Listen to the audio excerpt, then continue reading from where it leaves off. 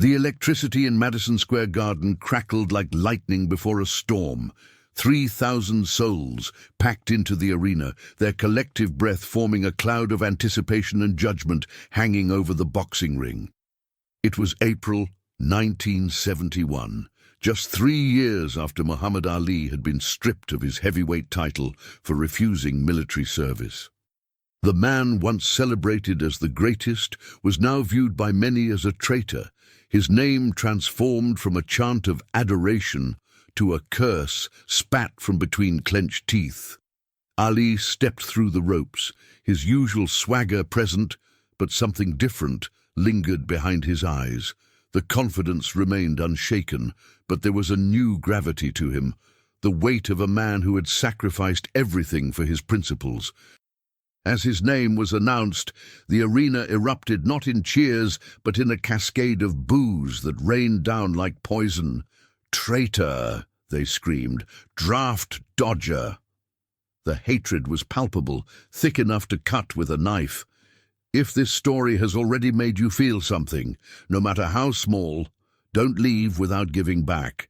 Comment and tell me where you're watching this video from, and subscribe to the channel.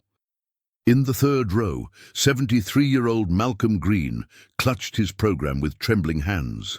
His weathered face, etched with the lines of 7 decades of life in Harlem, remained expressionless as the crowd around him transformed into a mob. Malcolm had lived through 2 world wars, had marched with Dr. King, and had seen the worst and best of humanity. He knew what it meant to stand alone against the tide. His grandson Thomas, seated beside him, shifted uncomfortably as the vitriol intensified. "Grandpa, maybe we should have watched this at home," Thomas whispered, eyeing the increasingly hostile crowd. Malcolm's eyes never left Ali. "Some things need to be witnessed in person, son," he said quietly. "Some moments need to be remembered with all 5 senses." The opponent entered the ring, Joe Frazier, the current heavyweight champion, beloved by white America as the good alternative to the outspoken Ali. The contrast couldn't have been more stark. Frazier, quiet and respectful, versus Ali, brash and defiant. The crowd roared their approval for Frazier, the sound of physical force that seemed to push against Ali, who stood in his corner looking out at a sea of hatred. As the referee called the fighters to the center of the ring for instructions, Ali's eyes swept across the crowd. For just a moment, his gaze locked with Malcolm's. Something passed between them, a recognition, perhaps, between 2 men who understood what it meant to hold fast to one's convictions when the world demanded otherwise. The bell rang. The fight began. Thomas watched his grandfather more than the fight. Malcolm's eyes tracked every movement with the focus of a man half his age. With each blow Ali took, Malcolm's body tensed slightly, as if he himself were absorbing the impact. The old man's hands, spotted with age and trembling from early Parkinson's, gripped his knees with surprising strength. "You knew him, didn't you?" Thomas asked during a brief lull between rounds. "You never told me that." Malcolm nodded slightly, his eyes never leaving the ring. "Not like you're thinking, but yes, we met once. Back when he was still Cassius Clay." The crowd's jeers grew louder with each round. Ali was fighting well, but Frazier was relentless, pressing forward with brutal left hooks that occasionally found their mark. After a particularly vicious exchange in the 5th round, a man behind them shouted, "Put him down, Joe! Teach that Muslim traitor a lesson!" Thomas saw his grandfather's jaw tighten, but the old man remained silent. As the fight progressed into the later rounds, Ali began to tire. His legendary footwork slowed, and Frazier landed more frequently. The crowd sensed blood, their collective voice rising with each blow Frazier landed. In the 11th round, a devastating left hook sent Ali stumbling back against the ropes. The crowd erupted in triumphant glee. "That's it!" screamed a man 2 rows ahead. "Send him back to Africa where he belongs." Malcolm's hands began to tremble more violently. Thomas placed a steadying hand on his grandfather's arm, concerned by the flush creeping up the old man's neck. "Grandpa, maybe we should go." Malcolm shook his head. "No," he said, his voice barely audible above the roar of the crowd. "No, I need to be here." As Ali fought to survive the 11th round, Malcolm closed his eyes briefly. His mind traveled back 27 years to another fight, not in a boxing ring, but in the blood-soaked fields of France. He remembered the mud and the screams, the endless barrage of artillery, and the faces of the young German soldiers he'd killed. He remembered the weight of his friend Bobby dying in his arms, choking on his own blood, as he begged Malcolm to tell his mother he'd died quickly. Malcolm opened his eyes to see Ali, against all odds, recovering. The fighter pushed off the ropes and began to counterpunch, his resilience drawing reluctant respect even from this hostile crowd. But the hatred remained, bubbling just beneath the surface. The 15th and final round arrived with both fighters exhausted but still dangerous. Ali, his face swollen from Frazier's punishing left hooks, nevertheless moved with determination. Frazier, his eyes nearly swollen shut, pursued relentlessly. The crowd had become a single organism, rising and falling with each exchange of blows, their collective voice a primal roar of bloodlust. During a clinch, a spectator near the front row hurled a half-empty beer cup that splashed across the canvas. Others followed suit, throwing programs, cups, and obscenities. The air became thick with hatred. "They're going to riot," Thomas whispered, genuine fear in his voice. The security guards looked nervous, some moving closer to the ring as the crowd's hostility escalated. Malcolm watched it all with a detached calm that belied the storm brewing within him. His eyes darted between Ali, still fighting with dignity despite everything, and the increasingly hostile crowd. Something was building inside the old man, a pressure that had been accumulating not just throughout the fight, but across decades. As the final bell approached, Frazier landed a devastating left hook that sent Ali crashing to the canvas for the first time in his career. The crowd exploded in ecstatic celebration, people leaping to their feet, screaming with the vindictive joy of seeing a hated enemy fallen. Ali, dazed but defiant, pulled himself up before the count of 10. He finished the fight on his feet, but everyone knew the decision would go to Frazier. As the final bell sounded, the arena erupted in celebration. While the judges tallied their scorecards, the announcer tried to restore order. The crowd, drunk on victory and vindication, continued to hurl abuse at Ali, who stood in his corner, head held high despite the defeat written on his face. "Look at him," spat a middle-aged man in an expensive suit sitting nearby. "Still thinks he's something special. They should have locked him up for dodging the draft. My son died in Vietnam while this coward hid behind his religion." Something snapped in Malcolm.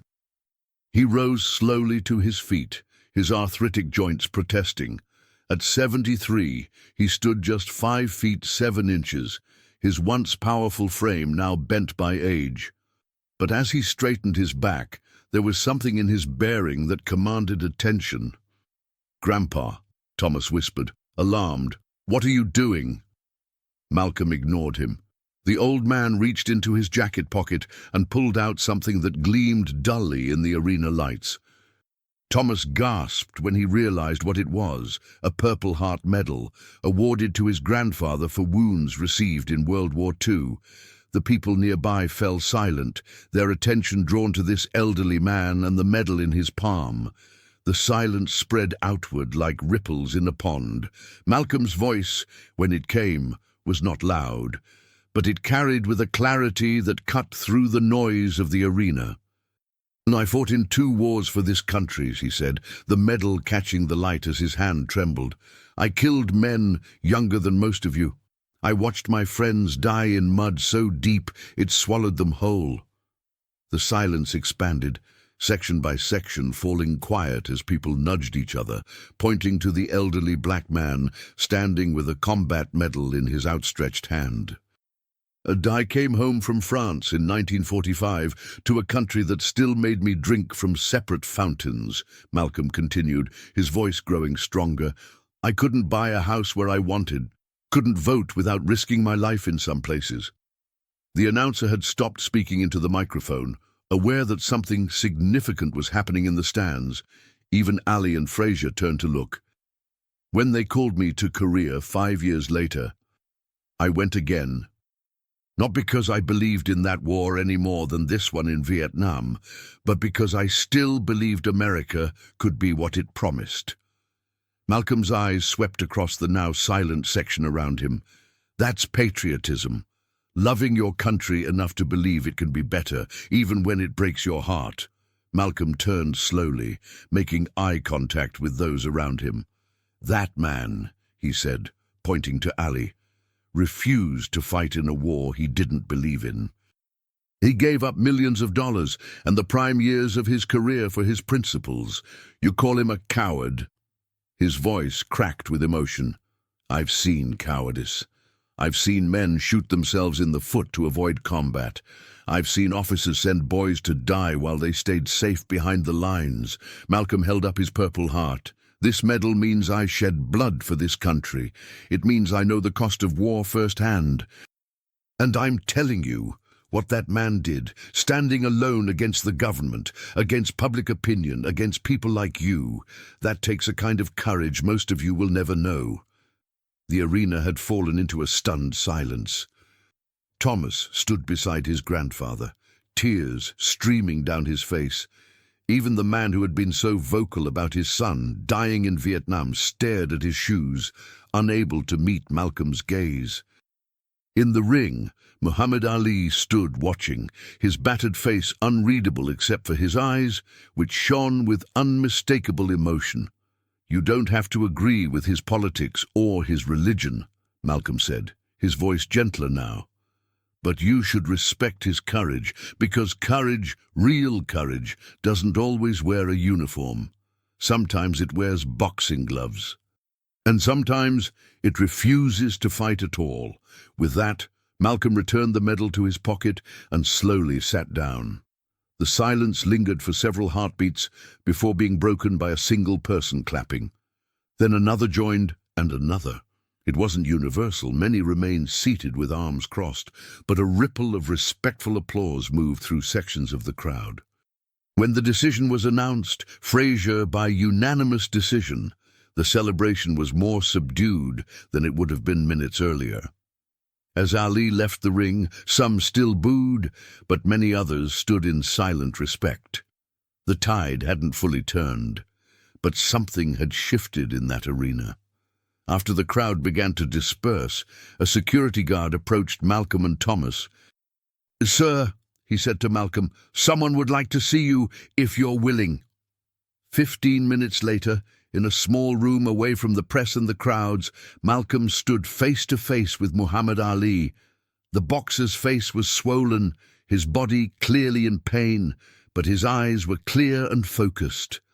"They told me what you did out there," Ali said quietly. "Can I see it? The medal?" Malcolm nodded and produced the Purple Heart. Ali took it carefully, turning it over in his hands before returning it with reverence. "You didn't have to do that," Ali said, "especially not for me." Malcolm smiled faintly. "I didn't do it just for you. I did it for them too. Sometimes people forget what courage really looks like." He paused. "And I did it for my grandson here, so he knows there's more than one way to fight for what's right." Ali nodded slowly, understanding. He extended his hand, and Malcolm took it. No more words were needed between them, just the simple recognition between two men who had each, in their own way, stood against the tide. As Malcolm and Thomas left Madison Square Garden that night, the old man seemed lighter somehow, as if a burden had been set down after being carried for too long. "Is that really why you wanted to come tonight, Grandpa?" Thomas asked as they waited for a taxi in the cool spring air. To do that, Malcolm shook his head. No, I came to see a great fighter. I didn't plan what happened. He looked at his grandson with eyes that had seen nearly a century of America's struggles. But sometimes, son, you find yourself in moments where silence is no longer an option. In those moments, you discover who you truly are. The taxi arrived, and as they drove through the New York night, Malcolm looked out at the city lights, his reflection ghostly in the window glass. The medal in his pocket felt heavier than it had in years, not with the weight of memory, but with the renewed purpose it had found tonight. If you've made it this far and felt every word, don't leave without subscribing.